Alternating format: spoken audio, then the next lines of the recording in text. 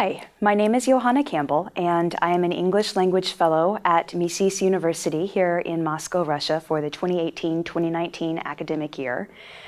One of the many things I get the pleasure of being involved with is teaching advanced public speaking here on campus, and it's out of that this video series is now being recorded.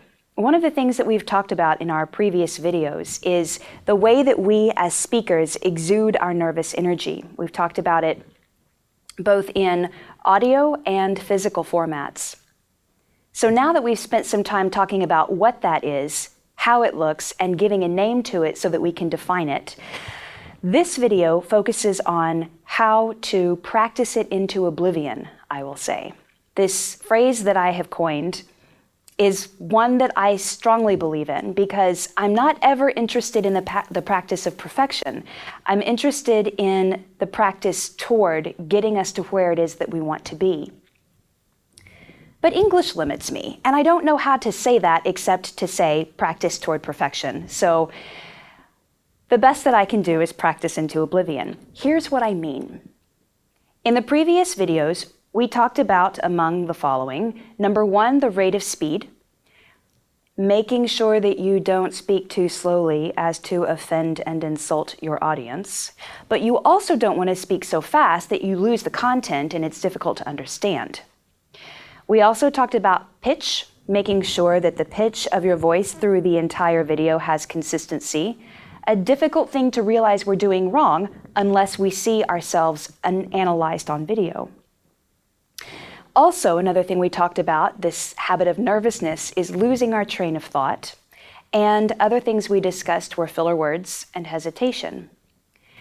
So for the practice of this video, where we practice things into oblivion, and by things I mean the things that we're doing that we don't want to do, here's the process. Number one, choose the topic.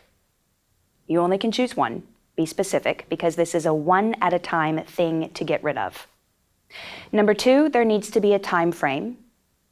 Number three, we analyze what we find. And number four, we repeat it until we achieve our goal. So let's start at the beginning. Let me suggest a topic.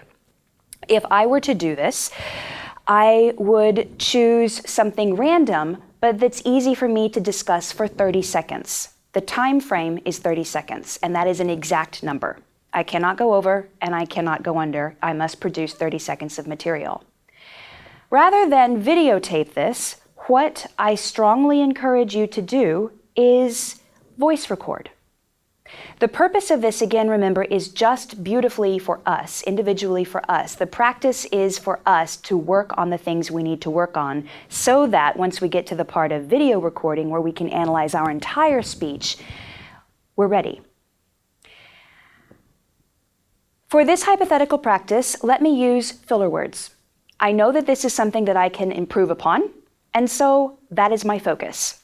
Remember, number one topic, for me it's filler words. So I will record myself in this hypothetical situation for 30 seconds, speaking on whatever it is that I have chosen as my topic. Now, once I have reached those 30 seconds, I must stop. Not 31, not 29. It's important for me to keep the consistency of time here in this practice. Now that I have 30 seconds, it's my job to analyze. My goal in this is to find what I'm doing not well so that I can turn it into something that I am doing well. And again, my focus is filler words. That's all I care about. I'm not interested in content. Not right now. So I play my recording again, and I count every filler word that I use, every single one. And if it's more than one, that means I need to do it again. Remember, the fourth part of this is repeat. First is topic, second is time, third is analysis, four is repeat. I need to repeat it until I get it right.